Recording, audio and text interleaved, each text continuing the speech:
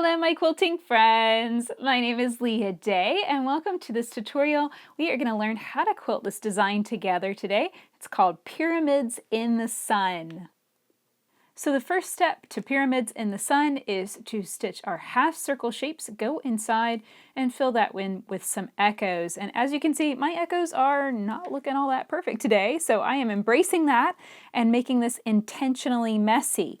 But I do want my outside circle to be nice and perfect, so I am using my 2-inch circle ruler.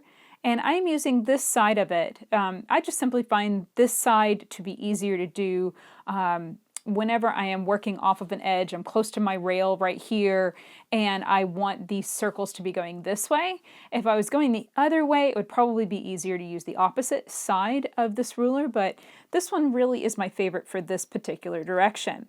So I start out kind of locked into the little groove, the little slot right here, and I'm going to stitch around to this other edge. So all you do is click on your machine, pull the long arm towards you nice and smooth, and then stop whenever you reach that point. Bounce your ruler over and form the next one. So you can see that this can go actually really quickly, and I would just continue stitching all of those shapes all the way down the line. So if I was filling in sashing with this design or a border with this design, I'd go ahead and set the entire foundation with all of those nice half circle shapes.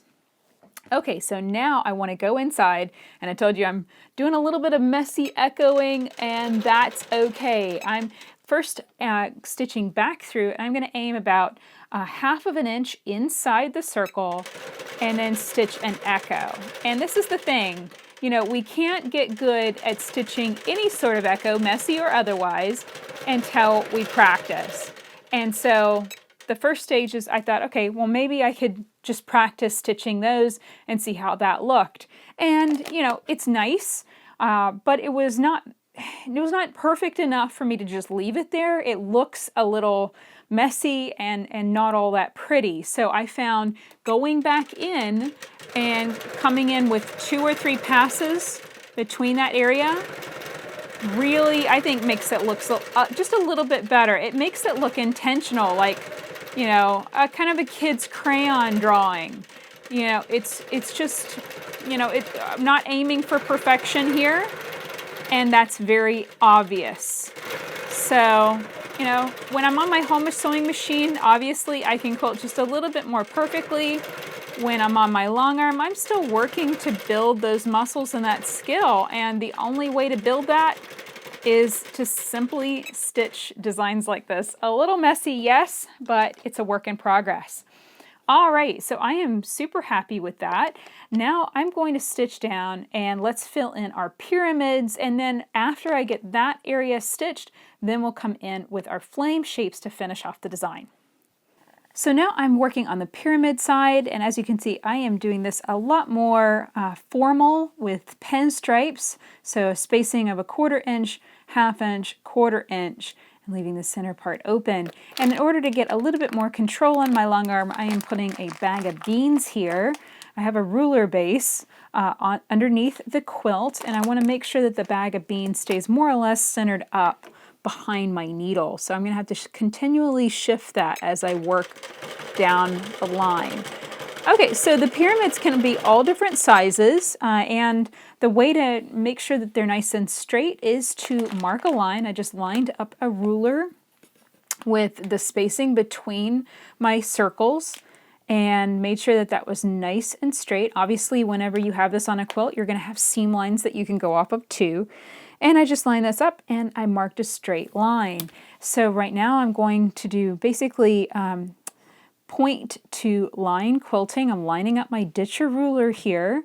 I'm going to click on my machine, and I'm going to make this a slightly shorter triangle shape. So I just come up and hit that line, then I stop, reposition the ruler, and down here I'm repositioning so that the point here where the line comes down and meets this stitched line is about a 1/4 inch away, because I have that 1/4 inch from the edge of the foot to my needle.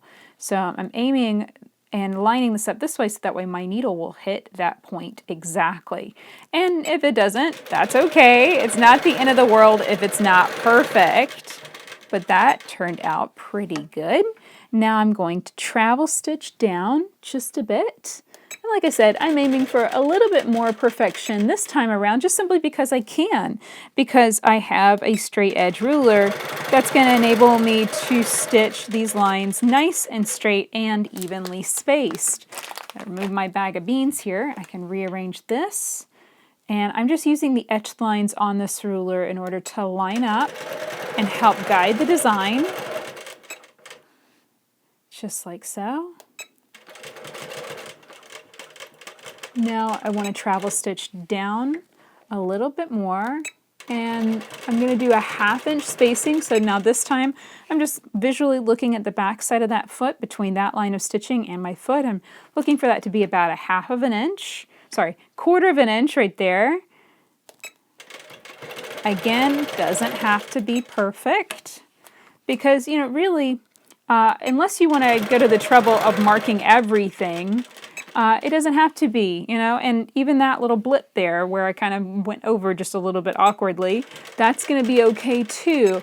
Something fun about straight line quilting, straight lines are surprisingly forgiving because as the lines build up on your quilt, it just, I don't know, something about it just kind of hides little imperfections like that, so it's not obvious. And from a distance, you're not going to notice that.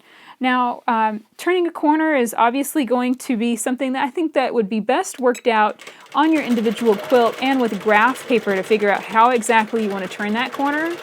For me, I'm just going to stitch one more half triangle shape. Might make this one a little bit taller. And I'm going to follow the same pattern as I did before. So I'm going to travel stitch down, space that out a 1/2 inch, a 1/4 inch, then a 1/2 inch, and then 1/4 inch. I call that pinstripes. It just really looks nice. Every once in a while I have an awkward angle like this. I have to just position my hand and pull the machine down. Try not to overshoot it like I just did. That's okay. And just make the best of it. You know, not every angle you're going to quilt on your long arm is going to feel natural. And you just, you know, get in that area, get it stitched, and get back out again. That's really the best. So it looks like I've got just a few more lines here, and then it'll be time to add in our flame shapes. Looks like I can do one more line. Little tiny baby line right here. It's always, you know, it's just fun to see how you can fill in and make that design just really nice and consistent. And I think that this looks great. It's a combination of very, you know, free form, organic, you know, with the circles. I just kind of let them do their thing, right? And then, you know, with the pyramids, with the triangles, I was a lot more formal. So I kind of like this combination. I think it's really cool. All right, so now moment of truth. Let's see if we can do some flame shapes. Now before, when I stitched this, I did a lot of travel stitching with the flames. I don't think I'm going to do that, and as you can see, I'm choosing to just wiggle my flame down, kind of almost touch that pyramid, and then wiggle back up. And that's reducing the amount of travel stitching I have to do. That's speeding up the design, and it's also making it easier to stitch. Now we might have a little bit of a weird area here as I go from one sunshine to the next. Looks like I just need to do a few shorter flames here and interlock them together. You can almost think of this area just being filled in with some sharp stippling that's very vertical. And I might have to kind of double up, like right there. I just doubled up, split the flame. That's okay. Wiggle down, wiggle back up. And if you want to, you can make these flame shapes actually touch the sun. I don't think that's absolutely necessary. It's totally up to you. I'm positioned right now where the quilt is pretty far back on the frame. As I said, you know, I'm pretty close to my back rail right there. And that means that sometimes I'm having to stand up on my tippy toes in order to really see what I'm doing with my ruler foot. You know, we got that tall base of the ruler foot. So because of that, I try not to be too persnickety visually it's just hard for me to see with this foot. I don't want to have to pick anything out if I really overshot it. Like if I made that, super messy and kind of stitched into the sun, I don't really want to have to rip that out. So I'm just not going to push it. I'm going to get close, but not on top of it. Let's do a few short flame shapes just to kind of go from one sun shape to the next. And of course you can totally mix this up however you want to. If you want the flame shapes to be a lot more formal in their appearance, you could always use the super slide or mini slide rulers. That is an idea. Here you can see I obviously have to do a little bit of, different wiggling whenever the pyramid, the triangle shape comes in really close to those circle shapes, but that's okay. I think that turned out pretty nice. And of course you have opportunities to also change up the colors with each of these different areas. I could do one color of thread in the triangles, I could do another color of thread in the suns, and I could do a third color of thread in these flame shapes. Just keep in mind that whenever you change thread color, it does increase the amount of time you're going to spend on the quilt, because of course you have to wind 3 different colors of bobbin thread. You have to then change out the thread on your machine between each section, and that can add some extra time. And I can get kind of lazy when it comes to changing my thread. So sometimes I will resist doing that. Like I won't even bother quilting a section because I'm like, oh, I gotta go change my bobbin. I'm so lazy. So just keep that in mind. If you do like the idea of doing lots of different thread colors, I think it's really cool. But it is just gonna add just that little bit of extra time to your quilt. So I think this is turning out pretty nice.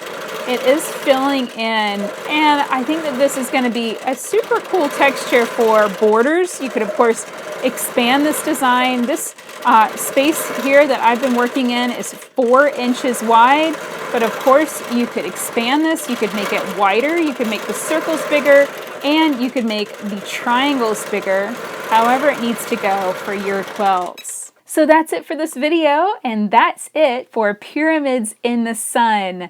I think this turned out great, and I can't wait to use this on a bigger quilt, a bigger border. I think it'll look even better in a wider space. If you'd like to find more designs like this, come and check out all of the long arm quilting videos I've shared at leahday.com/frame. Until next time, let's go quilt!